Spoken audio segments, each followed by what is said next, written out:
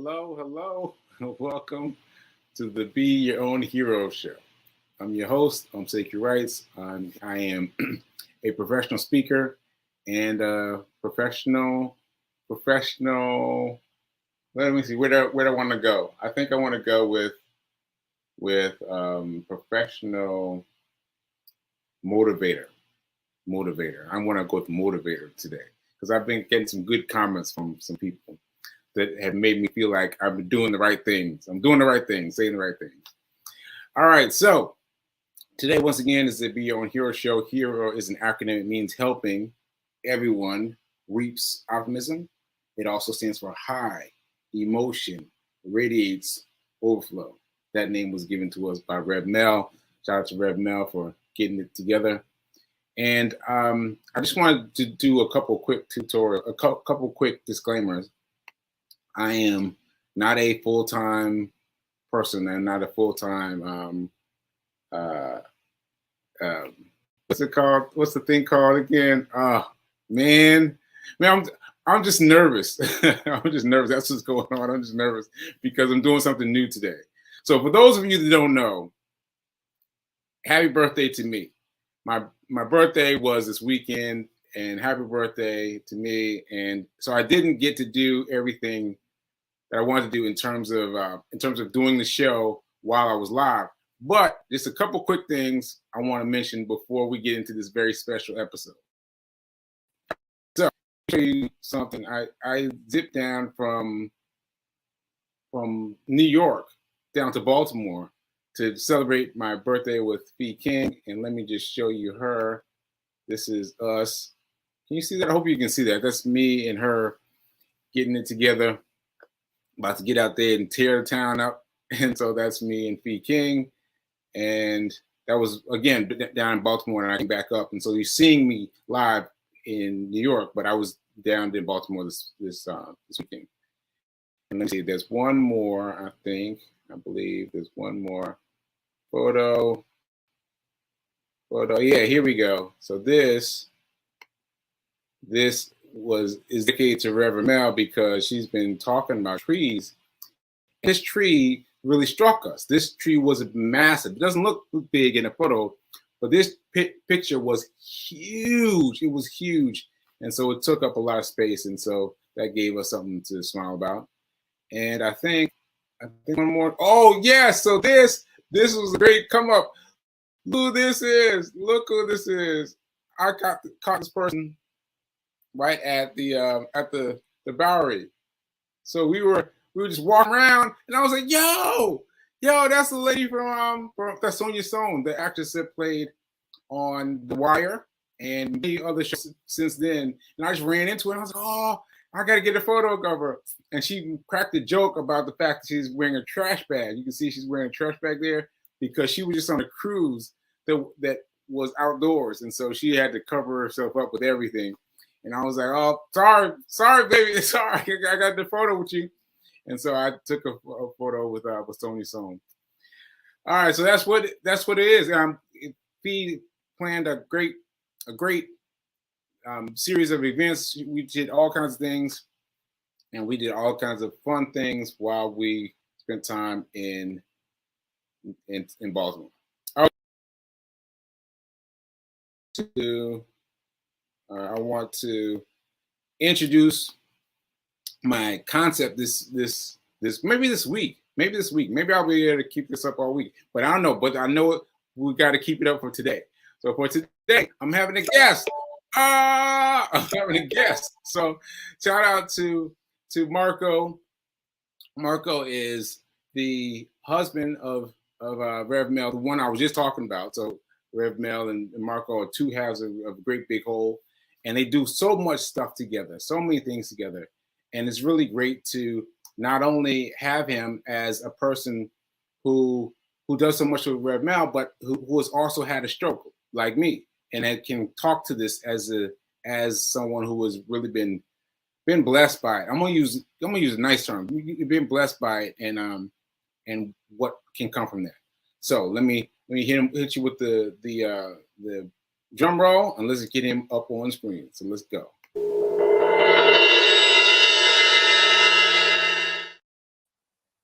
Marco. Hey, hey, happy birthday. Happy belated birthday again to you, Sekou. Happy birthday to you, because your Yes, birthday is one day in front of mine. So that's right. That's right. that's And right, and right. we both should still be celebrating, and I'm sure we both still are celebrating. Yes, we're both still celebrating. Still celebrating. Still Yes, celebrating. yes. Yeah. Yeah, man. So I don't know what we're gonna talk about, but I guess I wanted to talk about I want to talk about this. When when you first had your stroke, I remember coming out to the hospital to see you.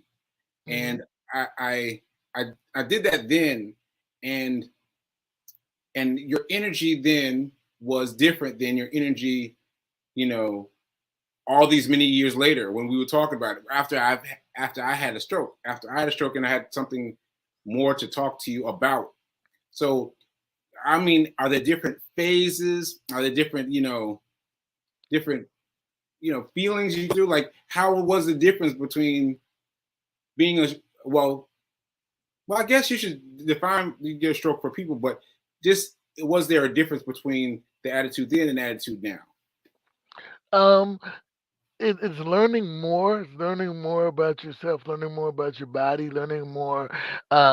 We all experience strokes in different ways. Um, well, I should say many of us do. My case was I had a stroke. My left side was completely paralyzed. A lot of it came back, but a good portion of it didn't, and it's 12 years later. Um, your case is, you had a stroke, you were paralyzed on one side. A lot of it came back, a lot more of it came back for you. You're able to run a marathon. I wasn't able to run a marathon, you know. Um, but I have, there are different things with memory that you may have that I don't have. There are different things with speech that you may have that I don't have. So it affects us differently, and I think that was the one of the biggest things that I took with me from immediately, during the rehab process, because one of the doctors explained that the stroke is a brain injury, and it's like a jigsaw puzzle. So you got a million pieces of a jigsaw puzzle, and you throw it on the ground, and they scatter all over the place. Wow. And then it's trying to piece them all back together to get everything back functioning right, and some pieces you may not be able to find, Mm, and get the puzzle completely back together, or you can find a lot of it, and the puzzle is two-thirds of the way done or three-quarters of the way done. It's always trying to find the pieces to now fit, to complete the puzzle. wow. That's deep. That part about the jigsaw puzzle, I hadn't heard that before. That's interesting. And also, I wanted to go back to me running a marathon because because I didn't know that I was going to be able to run a marathon. Let's just be honest. I did not know. I did not know. But what I found out is that I had already registered and registered for the Mm, marathon when I was able-bodied, and then I mhm, forgot about it. I had amnesia, and I remember it coming into my awareness that I was still running for that marathon, and there were people in my circle that were immediately like, "Oh no, no, you don't need to worry about that. Don't worry mhm, about that. Let's talk about you doing a marathon many years from now." And mhm. then I was like, "Well, why? Like, like why not?" And I did not know. I did not know.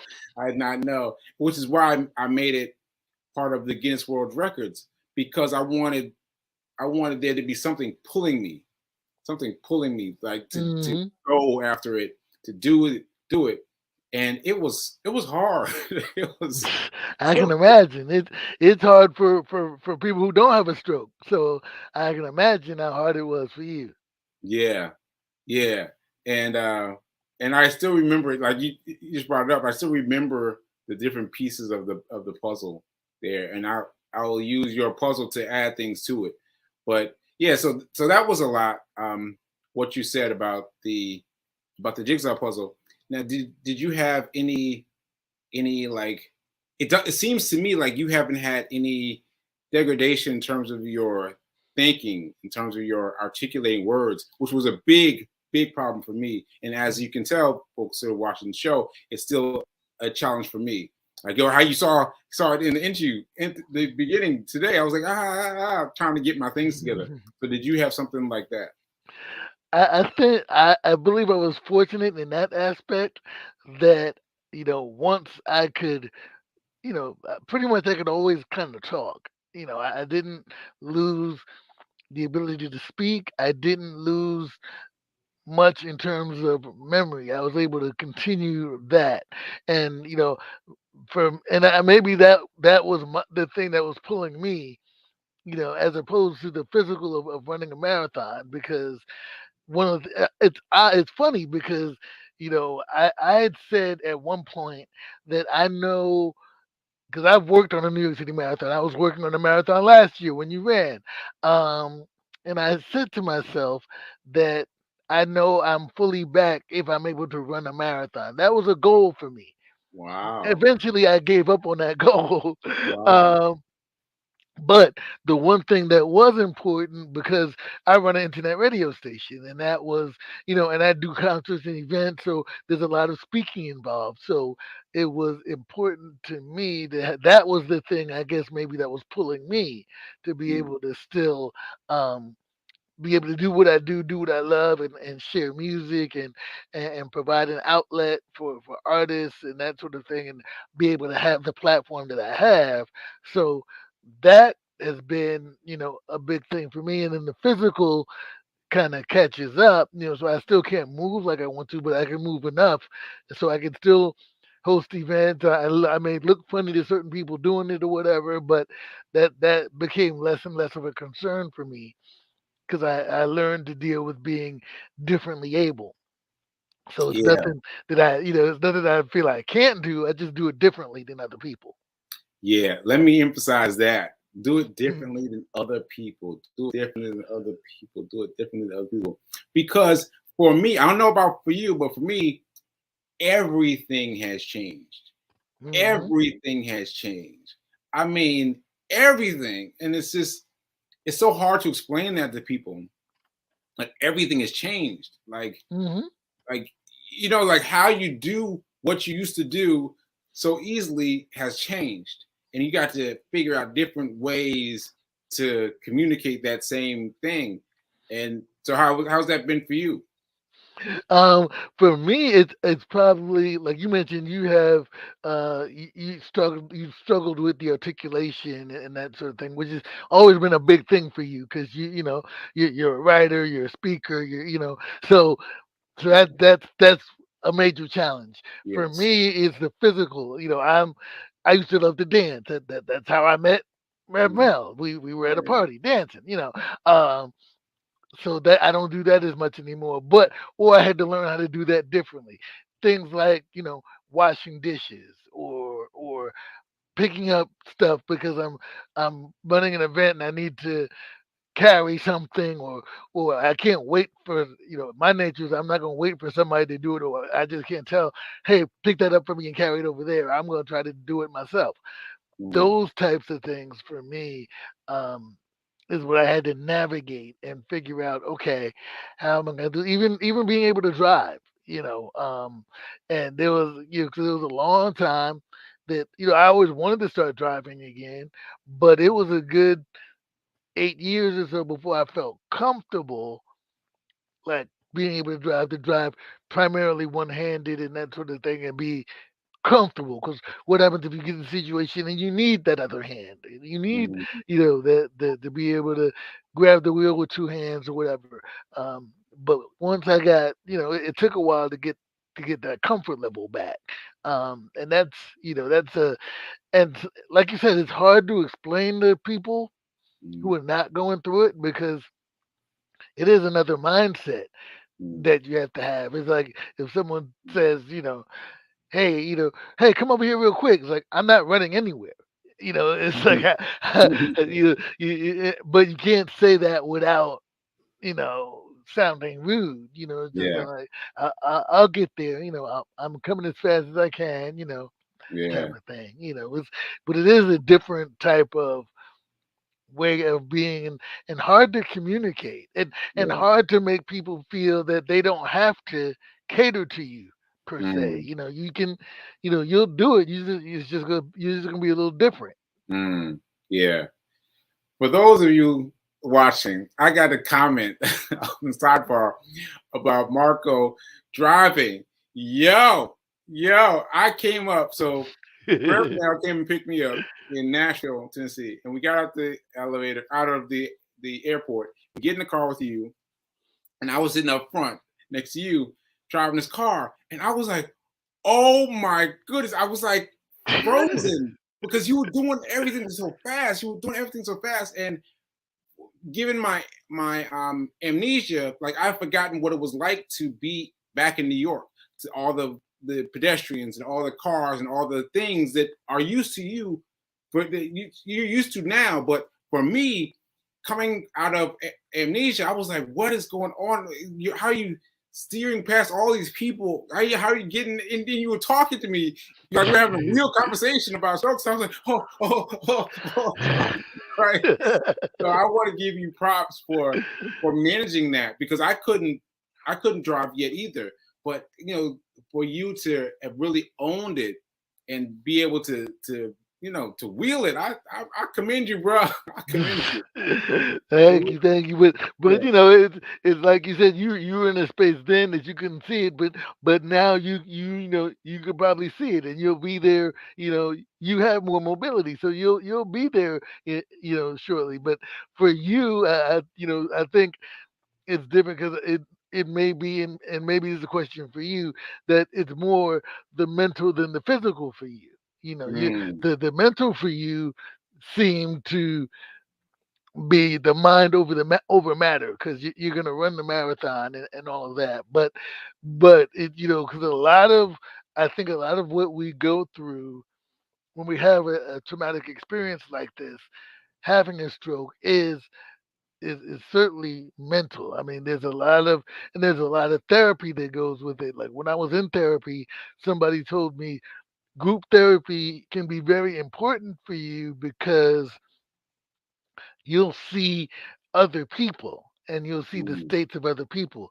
Now, where I was in rehab, it wasn't just stroke victims. It was, people who fell and hit their head. It was mm, stroke victims. It was people who had major heart surgery. It was people who had knee, replacement. So it was different types of therapy, and the group therapy, you know, almost to a degree like this, you kind of, whether you have conversations or you just watch and observe how other people manage what they're dealing with, and you realize that there is a major mental component to this too. So, how have you been able to manage that, dealing with it?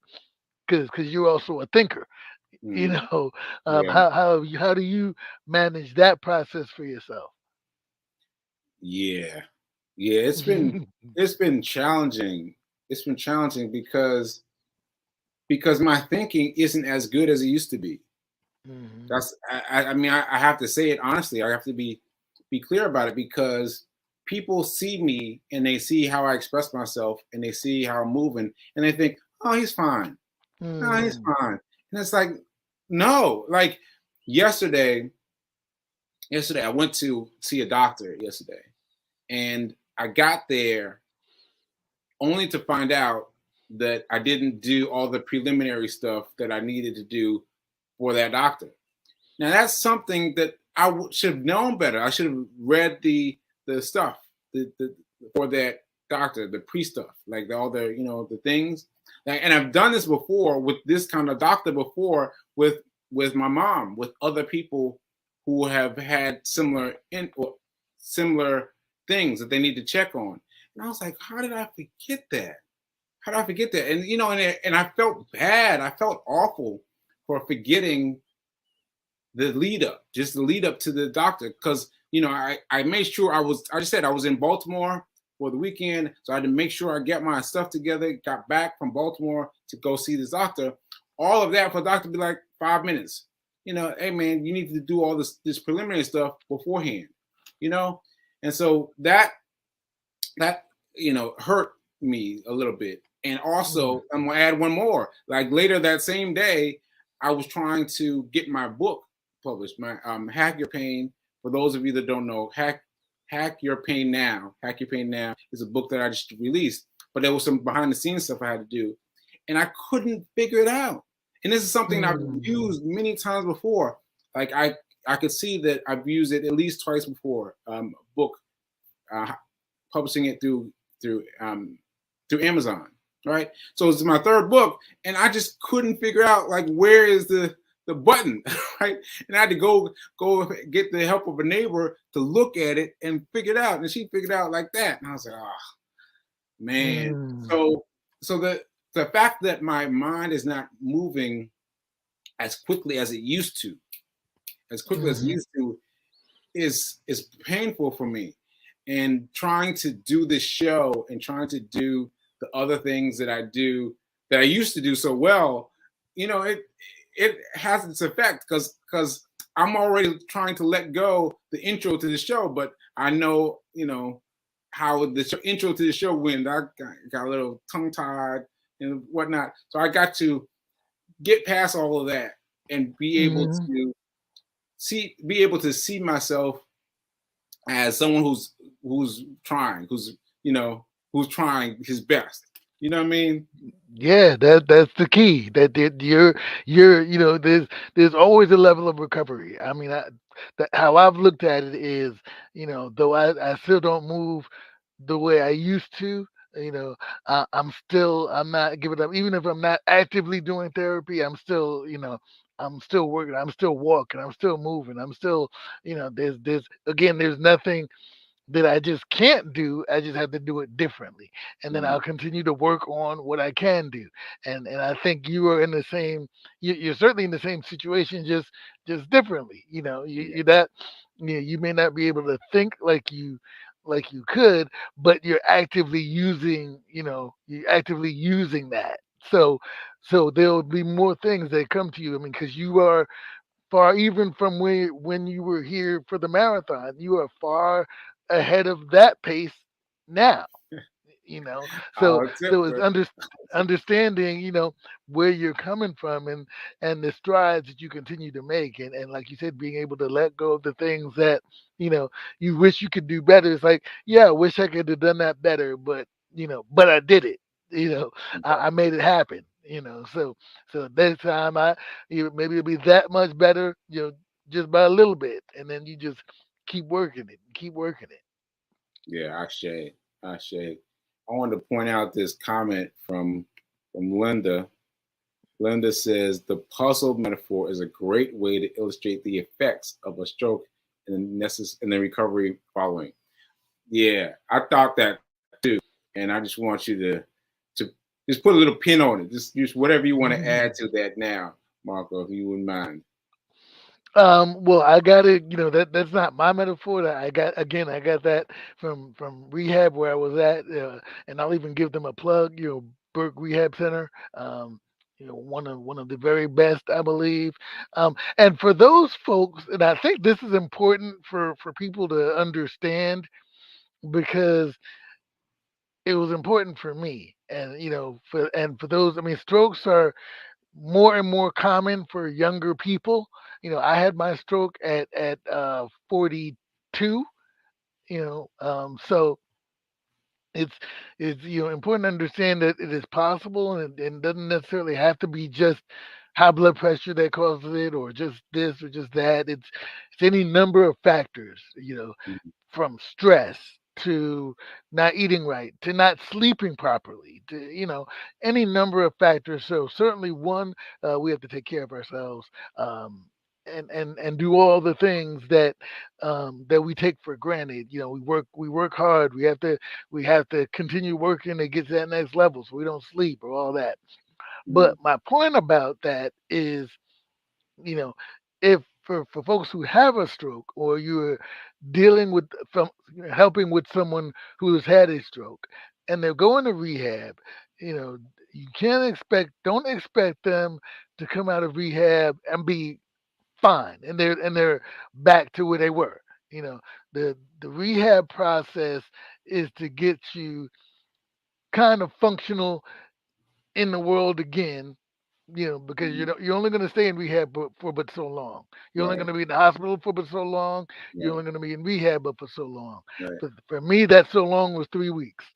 That Mm. 3 week window, they did everything they could, and they did a great job to get me where I could move around with it, with assistance with a cane or a walker or whatever, you know, but I'd be able to be somewhat functional, Mm. again out in the world.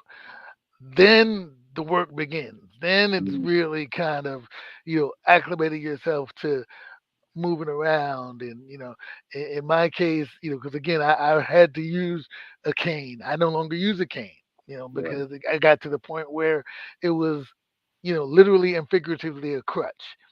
So, Mm. you know, Mm. I Oh, got let's to pause for that. Let's pause for that. Literally, the figuratively, a crutch. Woo. That's deep. That's deep. yeah, because I became too dependent on it, and Mm. and I realized I could, because there were times I left it or forgot it, and I walked around the house without it.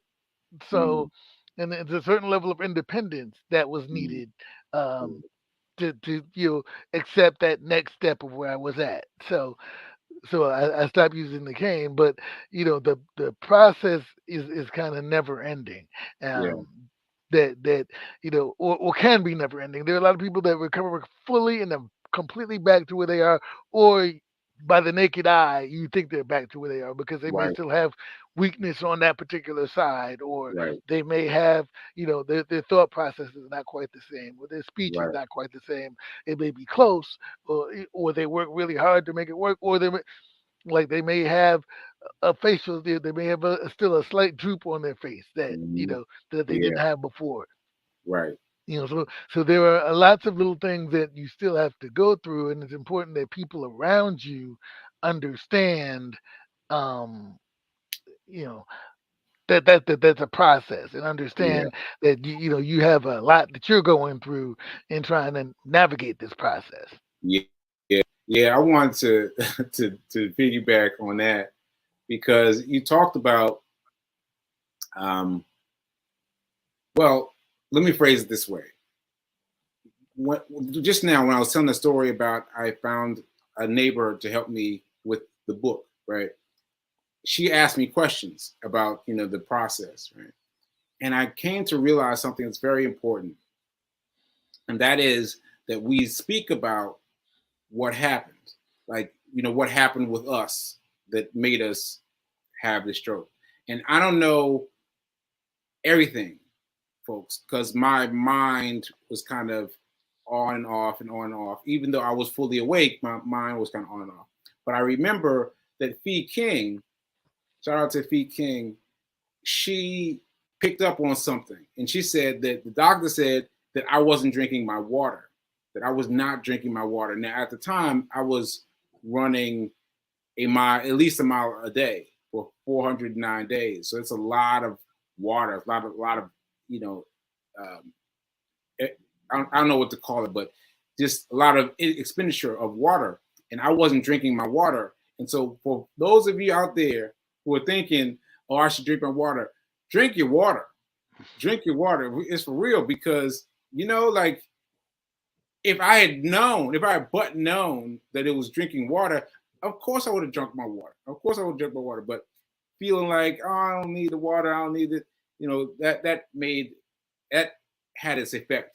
So I wonder, Marco, if there was something that you want to point out that that you needed to do. I think to really pay attention to the stress and letting stress go, because I think a Mm, lot of it for me mm, was stress related.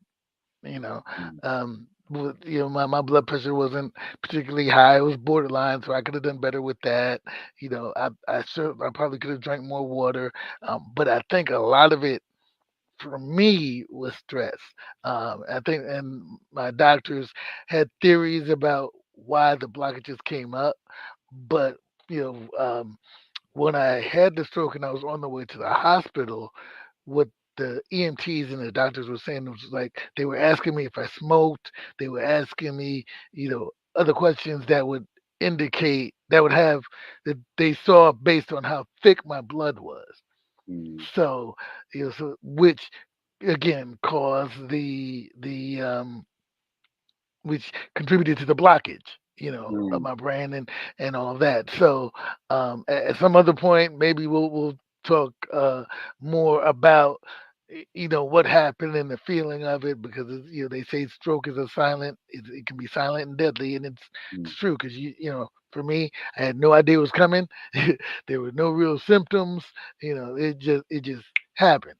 But Right, and you feel, but I felt it happening. I'm right, really clear about everything that was happening in the process, mm, but there was no real lead up, you know. right, right. Okay, okay. Well, clearly we're gonna have to do a follow up. Clearly, we'll do it again. Yeah, You, there's a lot to talk about here. yeah, we cleared the time really quickly. So I just want to say what's up to Shay, saying I see you, Sekou. I much appreciate that, and also saying she sees the compassion in both of us. Hey, Marco, Hey and so Shay. yeah, yeah. So we're gonna figure this out. We're gonna do a replay. We're gonna do a continuation of this, and until then, let's just say uh, now is better than perfect. Do whatever you're doing now is better than perfect. Let's go. Let's go get it. Anything else you want to say, Marco? Any close words? No, no, you said it. That's perfect. Now is better than perfect. I love That's it. it. That's it. All right, folks. We'll see you later.